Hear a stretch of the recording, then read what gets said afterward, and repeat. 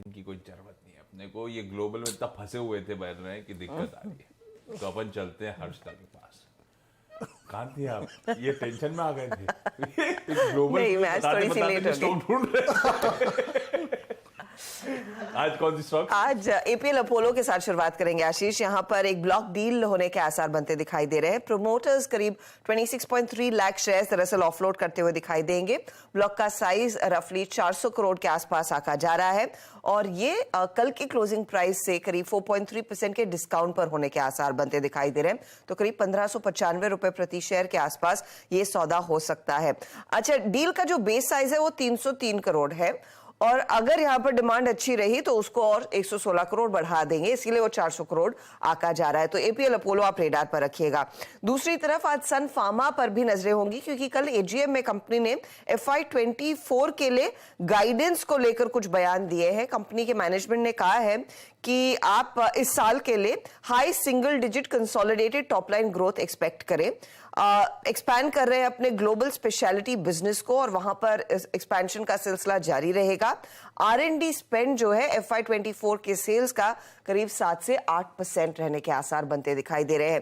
तो ये कुछ हाइलाइट्स निकल कर आई हैं कल दिलीप सांघवी साहब जो एजीएम को एड्रेस कर रहे थे। अच्छा, जोमैटो हम सब जानते हैं कल बड़ा ब्लॉक हुआ।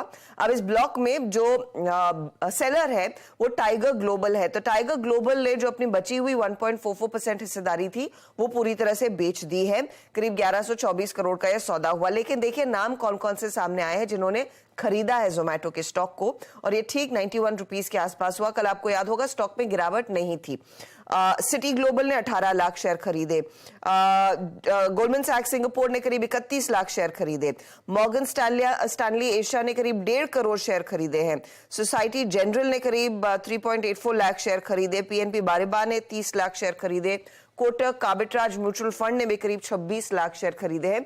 तो काफी बड़े चंक्स में दरअसल विदेशी ब्रोकरेजेस या फिर एफआईआईज या फिर आपके डोमेस्टिक इंस्टीट्यूशंस ने स्टॉक लिया है जोमैटो का।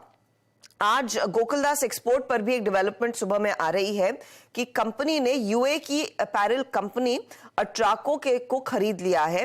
ये एक्विजिशन रफली 5.5 करोड़ डॉलर में होता हुआ दिखाई हो सकता है और इंटरनल अक्रूवल्स के जरिए फंड किया जाएगा इस पर्टिकुलर डील को।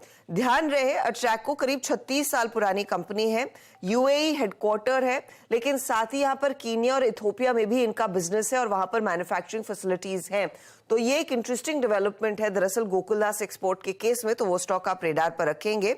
साथ ही पीजी इलेक्ट्रोप्लास्ट के लिए भी एक डेवलपमेंट निकल कर आ रही है कि यहां पर आप लार्जली QIP होता देख रहे हैं।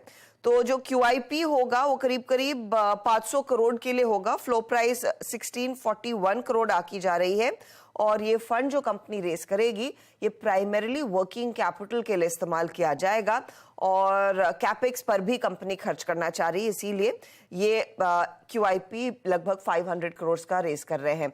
तो ये कुछ स्टॉक्स आज फोकस में। इस बीच सरकारी कंपनीज को रडार पर रखिए भाई। खबर यह है कि राष्ट्रीय केमिकल्स एंड फर्टिलाइजर्स यानी कि RCF और NFL नेशनल फर्टिलाइजर्स के OFSs जो सरकार लाने की तैयारी कर रही थी वो ठंडे बस्ते में डालने की तैयारी हो रही है। बड़ा ल्यूकवार्म सा रिस्पॉन्स आ रहा है।